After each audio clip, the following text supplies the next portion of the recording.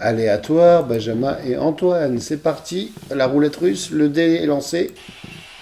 Voilà. Ah bah on est sur du Bruce Springsteen. Ouais, c'est le coffret. Ça me rappelle le Parc des Princes 2008, ça. Oui, c'est vrai qu'il avait joué ça. Ah oui. Voilà, donc on est sur le coffret, le fameux coffret 5 LP. Bruce Springsteen Live 75-85. Andy Street Band. Andy Street Band, tu as raison de préciser. Et 75-85. Et donc on est sur Candy's Room, c'est un morceau de Nebraska, si je me trompe pas. Non, The Darkness of the The Edge of Darkness Town. of the Edge of Town de 78, tu as raison. Mais sur la tournée 80. Sur la tournée The River, oui, absolument. Du coup, la tournée The River en 80. Donc gros succès de vente en tout cas de ce box LP après l'énorme carton de Born in the USA. Donc Springsteen arrive, en tout cas la maison de disque arrive à occuper le terrain avec ce coffret live qui est absolument magnifique. Oui. Et là on a les extraits donc des tournées magnifiquement mixés et homogénéisés par Clara Mountain. Ouais, Clara Mountain bien sûr. Donc sûrement on reparlera dans ces espèces de joutes sur des morceaux, vous l'avez bien compris. Donc tournée 80. Qu'est-ce qu'on peut dire de cette version? C'est la première fois qu'il joue ce morceau sur scène ou il le jouait déjà sur la tournée 78? Il a joué déjà 78, peut-être même déjà en 77.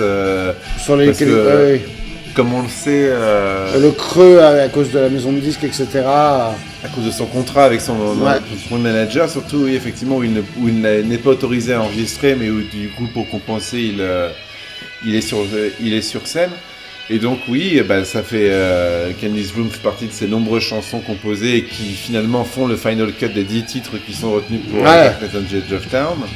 C'est dire la qualité du morceau parce que quand il a sorti Trax, après le nombre de trucs qu'il avait enregistrés pour ces albums-là, c'est dingue la densité de matériel quoi. La qualité, la qualité, en tout cas le choix.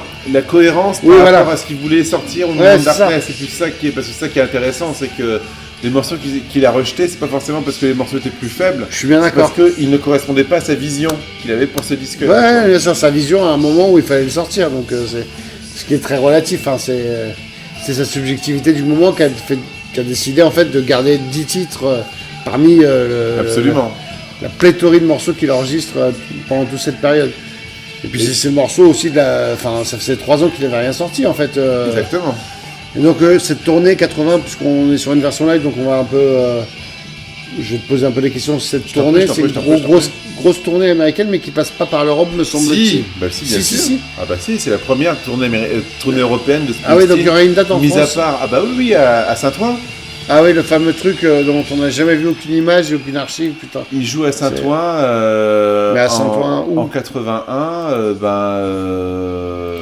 au Palais des Sports ou je sais pas quoi, de Saint-Ouen. Ça veut dire que ça atteint déjà la France en 80, Springsteen? Ah bien sûr, c'est les premières dates de Springsteen, il joue 2 ou 3 soirs.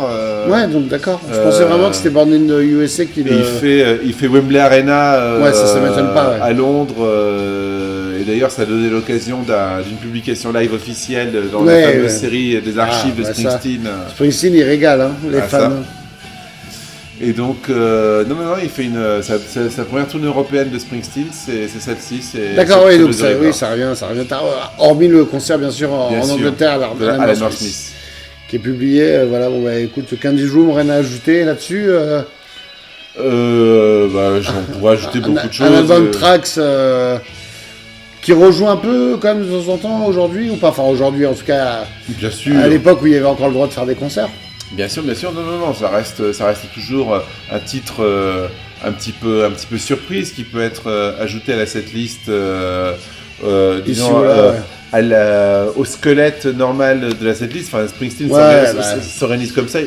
Il y a toujours à peu près les 2 tiers des titres qu'il a décidé de jouer sur une tournée qui sont à peu près fixes. Enfin, c'est un des plus généreux. Et après, il a un tiers qui change quasiment d'un soir à l'autre, quoi.